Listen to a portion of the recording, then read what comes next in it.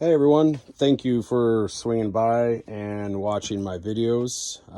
As always, if you like the content, of course hit like and subscribe if you want to see new videos that I put out. So today's video is a lot different than what I'm normally used to posting. This is basically because on my last trip coming up from Sand Hollow, coming back home. This is our 2012 Thor Majestic Class C motorhome, and on the way back, my buddy who was in the passenger seat had some water dripping down on him, and I was curious of where it came from. And then in conjunction with that, these Class Cs are notorious for having the squeaking sound up here from the foam. And so what the problem ends up being is, as you can see right here, these screws, just from, going down the road, they back themselves off. And so the sheet metal is able to be pressed back up in there. And of course that and pushing on the foam, I'm guessing, causes the squeaking noise. So over here on the passenger side, let's see if you can see. Look at that. You can see daylight on the outside right in between there. See that? So that's where the water was coming in with us driving into these rain and snowstorms. The water was basically wicking itself back in and then dripping down off of the inside here. And obviously, we don't really want water inside the motorhome, so we're going to try to fix this. For anybody who is just kind of taking on this task, you're going to have the trim pieces up here. These are actually going right here that hold all of the upholstery up. And mine, what I was able to do is just pull this top piece back, and then I was able to see all the screws that were screwed into this piece of aluminum here all the way around. You can see all the holes that they used to hold that in. I was kind of concerned when I first started pulling it apart because I wasn't actually able to see those screws. You can see maybe like this one here, it was actually back in behind this piece right there. So you can see right there where it was just punching through a little bit. So once I was able to determine that there was screws there, just ran through, pulled all those out. I was a little concerned with doing it at first, but came out just fine. So what I'm going to do here is pull all the screws out of this sheet metal that's underneath here. All those screws out. You can see a bunch of them. See all those that are, how far they backed all the way off. This one's, out a 1/4 inch or so. So I'm going to take all those out, and then I'm going to run some new butyl tape right here. You can see that's the area of concern. I'm sure there's others, but I'll pull all that butyl tape out, put new butyl tape in, and then all new screws in from underneath here going all the way up. And that should, I guess, first of all, it should help seal it up, and so I don't get any more water wicking back inside the cab. But the other thing I'm hoping is that it quiets this down a little bit. The people that have done this fix said it was way better after they replaced either the screws. Some people actually even through bolted it here with some 1/4-20s. I think that's definitely overkill, but everybody has their own way of doing it.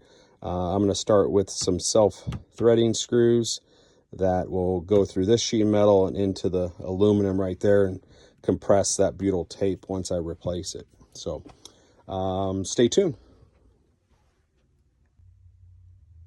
All right, so part 2 of this, I guess, here. I pulled this sheet metal down and got all the butyl tape out.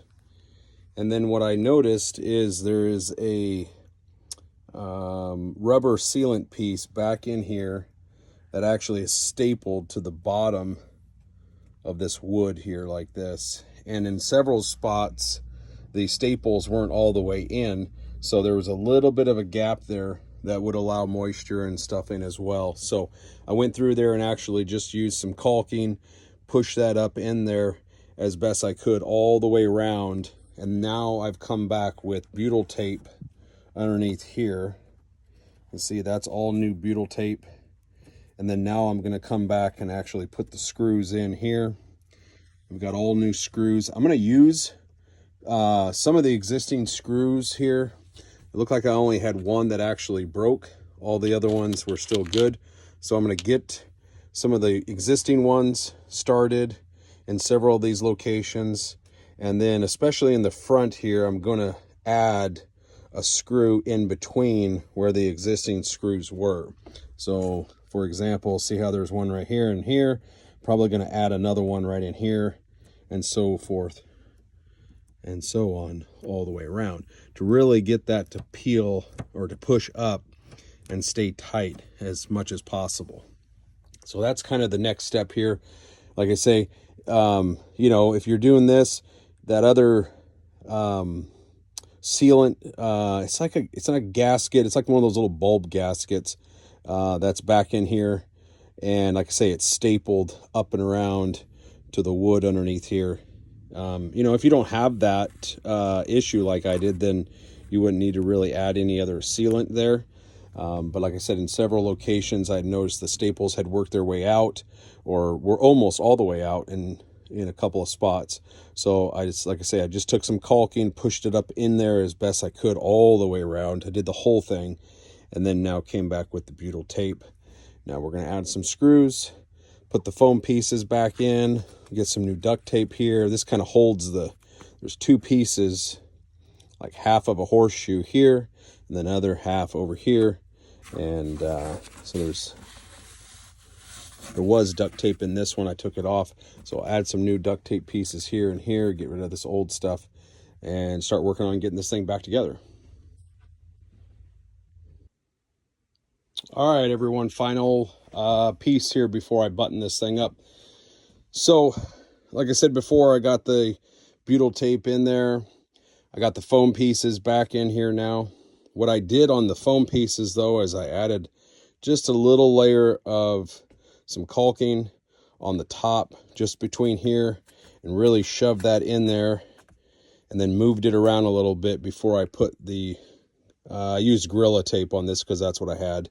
So got those all put back into spot. I added an extra piece here in the corners, hopefully just to hold that up. And now I've got a little bit of spray adhesive all the way around here, and that'll help hold the upholstery in place so I can put the trim piece back together.